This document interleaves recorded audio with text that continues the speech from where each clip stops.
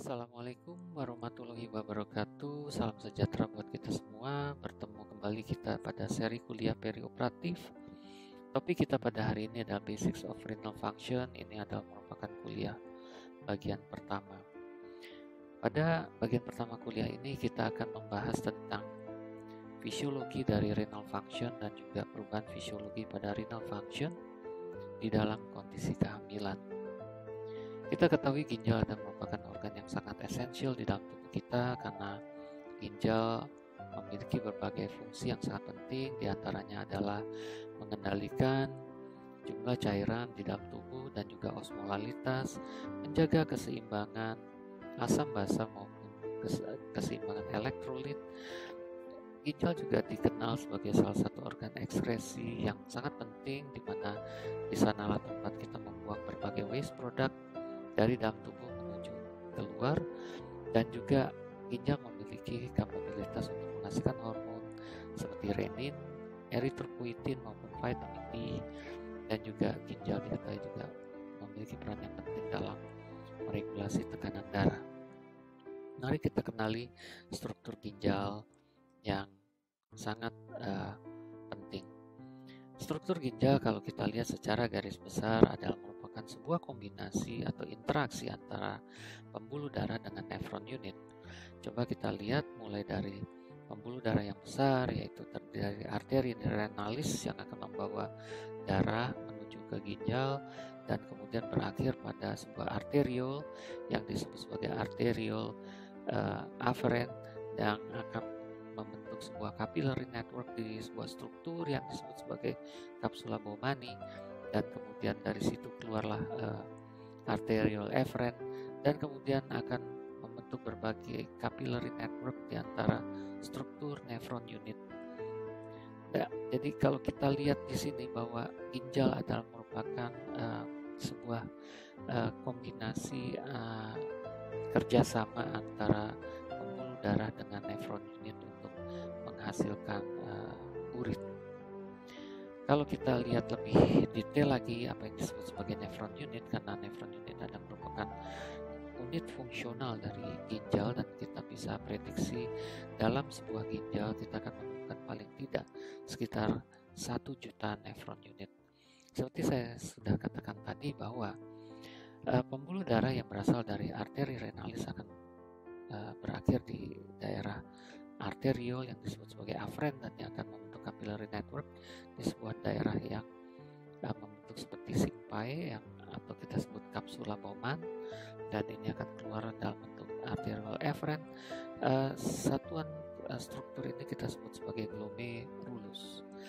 Lalu kemudian pembuluh darah ini membuat lagi capillary network di antara struktur nefron, dan kalau kita lihat di sini setelah daerah glomerulus maka kita akan mendapati daerah yang disebut sebagai proximal tubule. Ini proximal tubule berada di daerah korteks, sementara dari proximal tubule maka hasil dari filtrasi di glomerulus akan mengalir menuju ke daerah loop of Handle. Loop of Handle ini berada di daerah medula, dan kemudian kembali ke daerah distal tubule di daerah korteks, dan kemudian berakhir pada collecting duct. Dari collecting duct inilah kemudian dihasilkan urin yang final. Nah, mari kita lihat apa yang terjadi pada nefron. Tadi kita sudah mengenal struktur glomerulus, ada arteri yang masuk yang disebut sebagai afferent, lalu dia membentuk glomerular capillaries, dan dia keluar lagi dalam bentuk efferent arteriole. Apa yang terjadi di glomerulus adalah filtrasi. Filtrasi ini atau hasil filtrasi ini kemudian akan mengalir dalam nefron unit, dan kalau kita lihat selain fungsi filtrasi, maka di nefron unit ini juga akan terjadi apa yang disebut sebagai reabsorpsi, di mana apa yang sudah dihasilkan di glomerulus dalam bentuk filtrat ini akan sebagian ada yang dikembalikan lagi ke sirkulasi darah. Namun di sini juga ada mekanisme sekresi di mana ada lagi yang dikeluarkan dari darah menuju kembali ke nefron dan kemudian akhirnya berakhir dengan pembentukan urin. Jadi sekali lagi, urin adalah merupakan hasil akhir yang berasal dari sebuah proses filtrasi yang kemudian dikurangi dengan reabsorpsi, karena tadi hasil filtrasi itu ada sebagian lagi yang dikembalikan ke sirkulasi darah. Namun urin tadi juga akan bertambah dengan hasil sekresi karena ada zat yang berasal yang tadinya ada di sirkulasi darah dikeluarkan masuk ke dalam nefron dan akhirnya berakhir dengan terbentuknya ekskresi atau urinary excretion. Apa yang terjadi di glomerulus? Sekali lagi, yang terjadi di glomerulus ada filtrasi. Kenapa disebut filtrasi? Karena kita lihat di sini aliran darah akan masuk dari arterial afferent, akan masuk ke glomerular capillaries, dan untuk terjadinya filtrasi maka di sini akan terjadi high pressure sehingga kita bisa lihat bahwa produk-produk yang ada di dalam glomerular capillaries ini kemudian akan seperti disaring atau difiltrasi sehingga kemudian karena kita sebut melalui sebuah proses filtrasi, tentu tidak semua produk yang ada di glomerular capillaries ini akan keluar. Akan tetapi umumnya produk-produk yang ada di glomerular capillaries yang berukuran besar umumnya akan tetap berada di dalam pembuluh darah kapiler, akan tetapi hanya molekul-molekul yang kecil saja yang akan keluar masuk ke dalam nefron unit yang selanjutnya akan dialirkan menuju ke proximal tubule. Nah, mari kita lihat secara lebih detail apa yang terjadi di glomerulus. Jadi kalau ini adalah bagian dari pembuluh darah dengan lapisan-lapisan endotelnya, maka di antara lapisan permukaan kapiler yaitu sel-sel endotel ini terbentuk sebuah fenestre, di mana dari sinilah molekul-molekul yang kecil ini dengan high pressure di sini akan coba difiltrasi melalui glomerular basement membrane, dan juga di sini ada slit diaphragm yang akan juga bertugas untuk memfiltrasi sehingga nantinya small molecule ini akan keluar masuk ke dalam kapsula Bowman yang merupakan bagian dari nephron unit. Nah, jadi ini adalah gambaran apa yang terjadi pada glomerulus. Jadi apa saja yang umumnya dikeluarkan dari hasil filtrasi tadi? Jadi sekali lagi, filtrasi adalah mekanisme katakanlah penyaringan yang dimediasi dengan adanya high pressure, dan kita ketahui bahwa hanya small molecule yang akan lewat, large molecule akan retain di dalam pembuluh darah. Jadi bisa kita lihat tentu cairan atau water, lalu protein-protein berukuran kecil, garam-garam, glukose, waste product yang berbasis nitrogen, urea, dan beberapa metabolit obat-obatan. Inilah yang dikeluarkan di glomerulus masuk ke dalam Bowman space yang selanjutnya akan dialirkan ke proximal tubule. Tentunya seberapa banyak zat yang akan difiltrasi sangat bergantung kepada jumlah aliran darah yang masuk ke dalam struktur glomerulus. Berapa banyak aliran darah ini kita sebut sebagai glomerular filtration rate, dan tentunya glomerular filtration rate ini seringkali digunakan untuk mengidentifikasi fungsi dari ginjal. Rata-rata per hari akan difiltrasi kurang lebih 180 liter cairan. Nah, kalau kita melihat setelah dari kapsula Bowman, maka hasil filtrasi tadi akan masuk ke proximal tubule, lalu ke loop of Handler, lalu kembali naik ke distal tubule sebelum akhirnya masuk ke collecting duct. Nah, mari kita lihat lebih detail apa yang terjadi di masing-masing bagian dari nephron unit tadi. Ini adalah bagian dari proximal tubulus, dia berada di daerah cortex, bisa kita lihat di sini. Yang berwarna merah ini adalah yang disebut sebagai reabsorption, karena hasil filtrasi tadi ternyata kemudian diabsorb kembali di proximal tubule. Seperti kita lihat di sini ada garam-garam, air. Jadi kita lihat bahwa karena memang ginjal ini mengendalikan jumlah cairan, jadi meskipun air sudah menembus melewati kapsula Bowman, tapi kalau memang dibutuhkan retensi cairan, maka air akan diabsorb lagi di proximal tubule. Kita lihat bikarbonat juga akan di reabsorb di sini, dan juga glukose akan di reabsorb lagi dengan beberapa asam amino. Nah, jadi bisa kita lihat glukose normalnya harusnya negatif di urin. Jadi kalau misalnya glukose ini positif di urin, artinya fungsi reabsorpsi ini sudah terganggu. Kita juga melihat di sini ada kreatinin dan uric acid yang akan disekresi ke dalam nefron. Jadi kreatinin adalah merupakan salah satu indikator yang biasanya kita gunakan untuk menilai fungsi ginjal.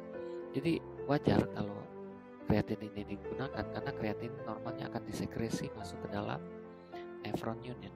Sehingga kalau kreatinin meningkat, artinya ada gangguan sekresi kreatinin masuk ke dalam proximal tubules yang ada di nefron unit. Begitu pula kalau kita mendapatkan gambaran asam urat yang tinggi, maka kita harus memastikan apakah fungsi ginjal baik. Karena sekali lagi, kadar asam urat tentu sedikit banyak ditentukan oleh fungsi ginjal, karena asam urat normal disekresi masuk ke dalam proximal tubule dalam sebuah nefron unit. Kita melihat di sini juga proximal tubule juga akan mempertahankan homeostasis dari kalsium. Nanti kita akan melihat apa peran ginjal dalam homeostasis kalsium. Peran pertama ginjal dalam homeostasis kalsium adalah melakukan reabsorpsi kalsium. Akan tetapi ginjal hanya melakukan reabsorpsi kalsium apabila diperintahkan oleh paratiroid hormon. Kita ketahui paratiroid hormon ini hanya keluar apabila kadar kalsium di dalam serum menurun. Jadi ini adalah fungsi ginjal yang pertama untuk memaintain keseimbangan kalsium. Nanti ada fungsi ginjal yang kedua untuk memaintain kadar kalsium serum. Nah, kita kemudian beranjak ke daerah loop of Handler yang berada di medula. Kita lihat di sini sekali lagi masih banyak terjadi reabsorption berbagai garam-garam, lalu juga cairan. Kita juga lihat di sini ada kalsium dan magnesium. Ya, jadi sekali lagi magnesium akan banyak di reabsorb di daerah ginjal, ya, dan juga garam-garam yang lain, dan juga termasuk kalsium. Lalu kemudian setelah melewati loop of Handler, maka kemudian akan tibalah hasil filtrasi tadi di distal tubule. Nah, di distal tubule ini juga sama, akan terjadi reabsorpsi dari garam-garam dan juga cairan. Akan tetapi karena ini adalah merupakan bagian akhir dari nefron unit, maka disinilah sebenarnya final dari urin itu dibentuk. Disinilah finalnya urin itu seperti apa. Jadi berbagai kondisi sistemik tentu sangat mempengaruhi bentuk urin ini. Jadi kalau misalnya katakanlah tubuh sangat kekurangan cairan, maka di distal tubule inilah fungsi terakhir dari melakukan reabsorpsi cairan ini dilakukan. Sehingga kita bisa lihat bahwa kalau misalnya cairan ini banyak di-retain karena adanya hypovolemic state di dalam tubuh, maka kita bisa pahami kenapa berat jenis urin akan meningkat atau urin menjadi sangat keruh ya, karena mungkin atau sangat kental ya urinnya. Karena ini sangat esensial dalam mengendalikan jumlah cairan di dalam tubuh, maka khusus untuk fungsi reabsorpsi cairan di distal tubule ada peran dari anti diuretik hormon di sini. Ya, itu yang pertama. Dan yang kedua juga ada peran dari aldosteron. Anti diuretik hormon dia akan menyebabkan terjadinya kembali reabsorpsi cairan, sementara aldosteron akan memicu reabsorpsi cairan dengan melakukan retensi natrium. Nah, selain fungsi reabsorpsi ini, maka di distal tubule juga akan ada sekresi atau dikeluarkannya potasium, lalu kemudian hidrogen dan urea. Ya. Nah, sehingga inilah yang akan membentuk komposisi urin yang final di sini sebelum nantinya dikumpulkan di collecting duct ya, untuk nantinya dikeluarkan dalam bentuk urin. Nah, kita ingat bahwa antidiuretik hormon ini bukan berasal dari ginjal, tapi antidiuretik hormon ini jauh sekali dia berasal dari pars posterior hipofisis, di mana pars posterior hipofisis ini akan melepaskan antidiuretik hormon apabila terdapat hypovolemic state atau cairan yang kurang di dalam tubuh. Sementara kalau berbicara tentang aldosteron ini sebenarnya datangnya dari kelenjar anak ginjal. Tapi untuk keluarnya aldosteron harus diaktifkan sebuah sistem yang disebut sebagai renin-angiotensin-aldosteron system. Jadi apabila terdapat penurunan intravascular volume yang juga akan diikuti dengan penurunan mean arterial pressure, maka ini akan teridentifikasi oleh ginjal, dan ginjal akan melepaskan hormon yang ada di ginjal yaitu renin, di mana renin ini akan mengubah angiotensinogen menjadi angiotensin 1. Dan kita ketahui angiotensin 1 ini selanjutnya akan dikonvert menjadi angiotensin 2 dengan bantuan angiotensin converting enzyme yang datang dari paru-paru. Angiotensin 2 ini selanjutnya akan bekerja pada dinding pembuluh darah, memicu terjadi vasokonstriksi.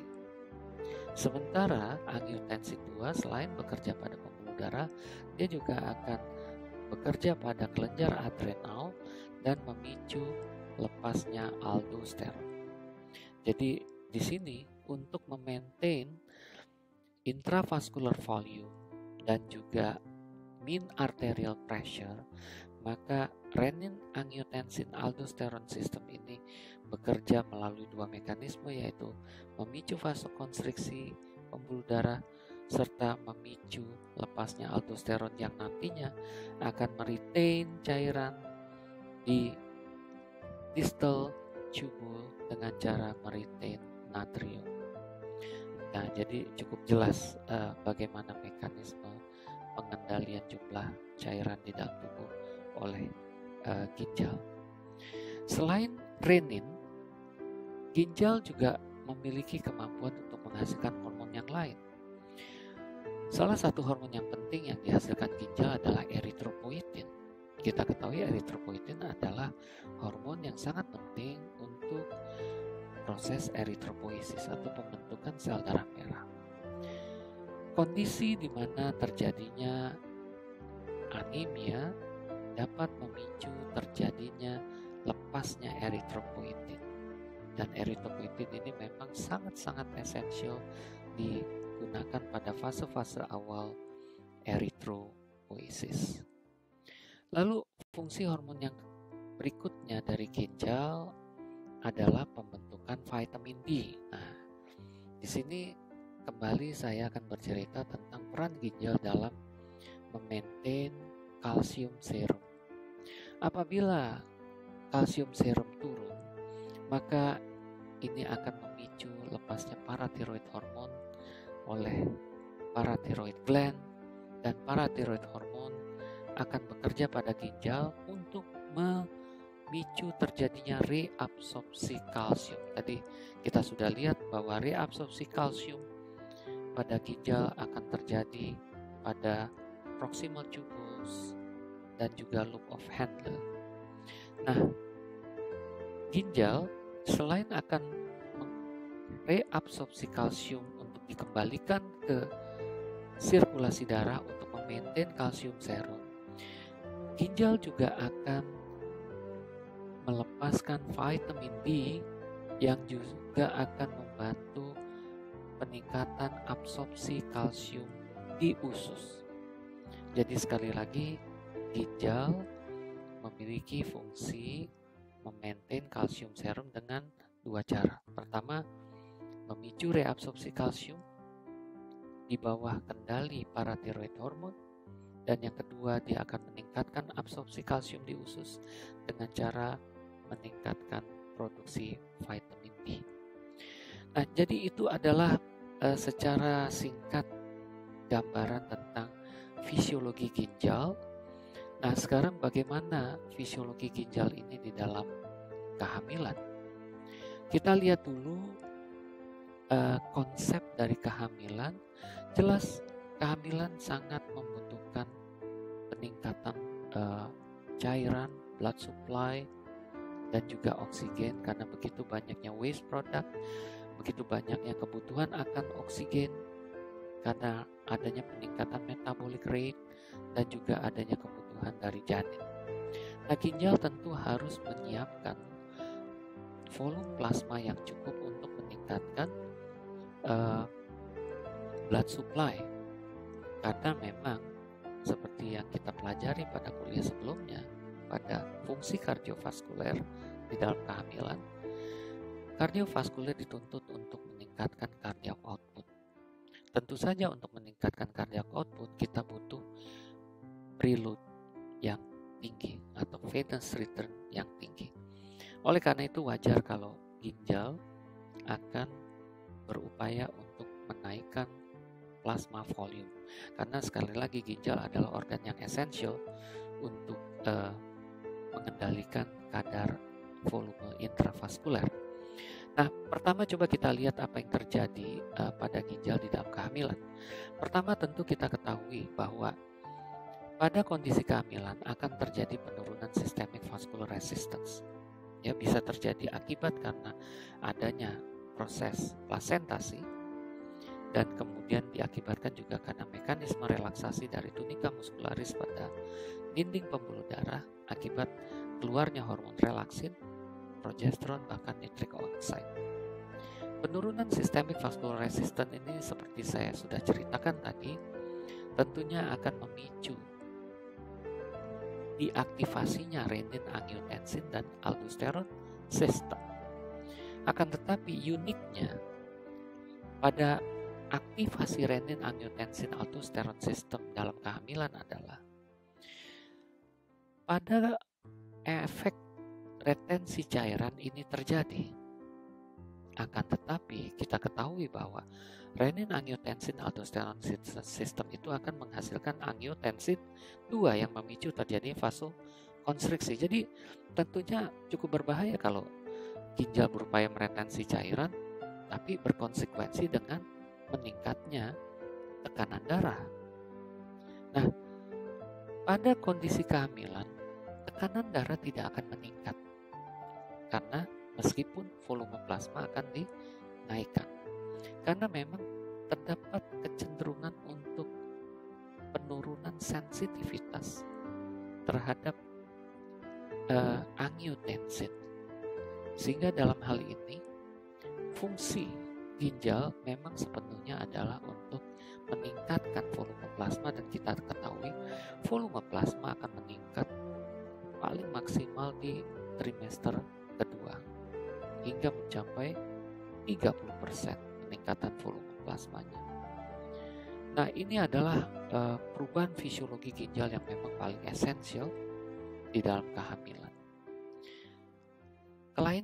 Bukan kelainan, tapi perubahan bentuk yang kita bisa identifikasi pada ginjal adalah juga biasanya kita lihat ginjal akan cenderung menjadi lebih besar karena sekali lagi dengan meningkatnya aliran darah ke ginjal, karena sekali lagi renal blood flow ke ginjal ini akan sangat meningkat. Glomerular filtration rate juga sangat meningkat, jadi bisa kita lihat struktur pelviochalices ini akan meningkat, seperti terkesan ada sedikit hydronefrosis, tapi ini sifatnya reversible, di mana kita ketahui bahwa ginjal yang akan memfiltrasi waste product ini sangat dibutuhkan untuk bekerja cukup meningkat, karena waste product akibat kehamilan ini akan sangat-sangat meningkat. Dan kita lihat juga ada sedikit perubahan terjadi pada glomerular basement membrane, di mana glomerular basement membrane ini apabila pori-porinya ini melebar, maka seringkali memang kita melihat ada sedikit kebocoran pada urin wanita hamil, ya, di mana tidak jarang kita bisa menemukan adanya physiological protein urea. Nah, pada fungsi-fungsi yang lain seperti mekanisme reabsorpsi juga bisa terjadi, dan juga peningkatan pembentukan hormon eritropoietin juga bisa terjadi, karena dengan terjadinya hemodilusi tadi maka akan terjadi anemia fisiologis yang tentunya ini akan memicu peningkatan atau akselerasi produksi sel darah merah. Maka eritropoietin sangat dibutuhkan di sana. Baik, ini adalah bagian pertama dari kuliah tentang ginjal. Tadi kita sudah membicarakan tentang fisiologi ginjal yang merupakan kombinasi dari aliran darah dengan nefron unit, dan juga bagaimana peran ginjal di dalam kehamilan yang sangat penting. Kita sudahi dulu kuliah bagian pertama ini. Kita akan lanjutkan di kuliah berikutnya. Semoga bermanfaat. Wassalamualaikum warahmatullahi wabarakatuh. Salam sejahtera buat kita semua.